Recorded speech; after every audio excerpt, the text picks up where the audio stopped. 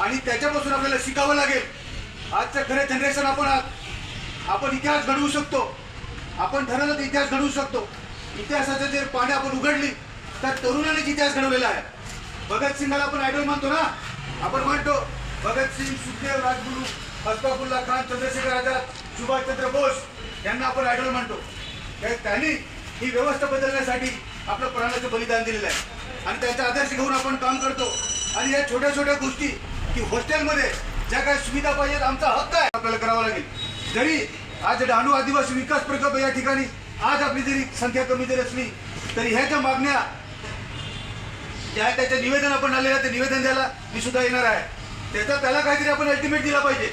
मला माहित नाही तुम्ही निवेदनामध्ये दिला का नाही, त्याला अल्टिमेटम दिला पाहिजे, काही दिवसाची मुदत दिली पाहिजे। ह्याच्यामध्ये ह्या जर सुधारणा जर झाल्या नाही तर ही जी संख्या आहे ही तिप्पट ते चौपट संख्या उतरली, या पण त्यांना इशारा दिला पाहिजे।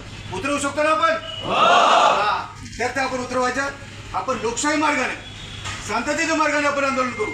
आपल्याला संविधानाने हा अधिकार दिलेला आहे, तो अधिकार घेऊन आपण आपल्या मागण्या आपल्या पदरामध्ये पाडून घ्यायच्या आहेत। जास्त वेळ न घेता मी आपल्याला एवढंच सांगेन की या ठिकाणी तुम्ही गेल्यानंतर अजून जे काही आश्रमशाळा आहेत, कॉलेज आहेत, जिथे जिथे शिक्षण संस्था आहेत त्या ठिकाणी आपण विद्यार्थ्यांना जाऊन संपर्क केला पाहिजे की नाही, आपण लढलो पाहिजे, आपला हक्क आपण मिळवला पाहिजे।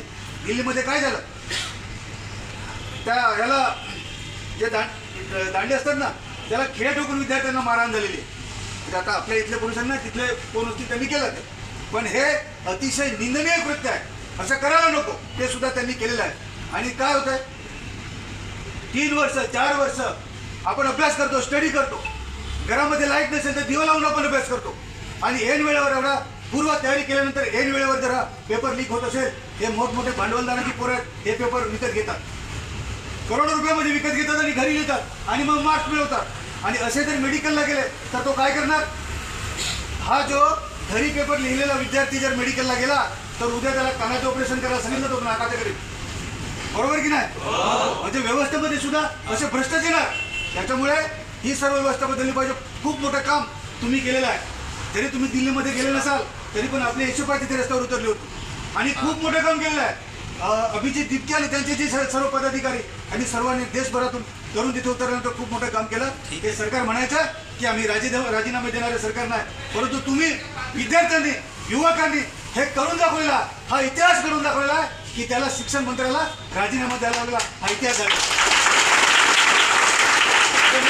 त्याच्यातून आम्हाला विश्वास, आमचा आत्मविश्वास वाढलेला आहे। जर ह्या मागण्या पुऱ्या झाल्या नाही तर पालघर जिल्ह्यामध्ये पूर्ण कॉलेजचे विद्यार्थी, आश्रमशाळेचे विद्यार्थी, जिल्हा परिषदचे विद्यार्थी आम्ही रस्त्यावर उतरू आणि ह्या मागण्या आमच्या पत्रात पडून घेऊ। एवढंच त्या ठिकाणी बोलून मी थांबतो।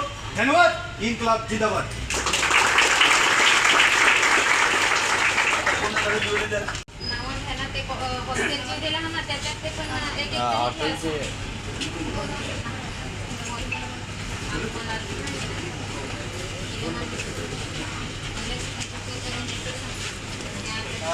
आता आपण